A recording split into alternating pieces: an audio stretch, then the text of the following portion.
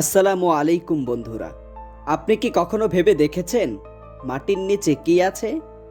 পৃথিবীর মধ্যে সবচেয়ে শক্তিশালী, পৃথিবীর মধ্যে সবচেয়ে প্রযুক্তিতে উন্নতি সাধন করেছে আমেরিকা। আমেরিকানরা চেষ্টা করেছিল পৃথিবীর নিচে যাওয়ার জন্য। সেই অনুযায়ী তারা কাজ শুরু করলো। 2 বছর ধরে কাজ ভালোই এগিয়েছিল, কিন্তু দুঃখের বিষয় একসময় কাজটি বন্ধ করতে হলো। এখন আপনার প্রশ্ন হচ্ছে, কাজটি বন্ধ হলো কিসের জন্য?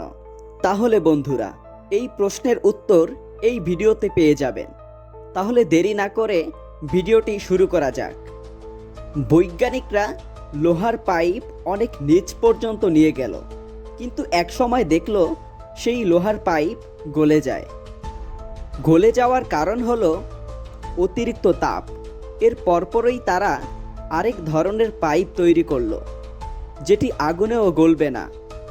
পৃথিবীতে পরীক্ষিতভাবে সেই কাজটি সম্পূর্ণ হয়েছিল এবং তা অতিরিক্ত আগুনেও দেয়া হয়েছিল, কিন্তু দেখা গিয়েছিল সেই পাইপ আগুনে দেওয়ার পর গলতে সক্ষম হয়নি।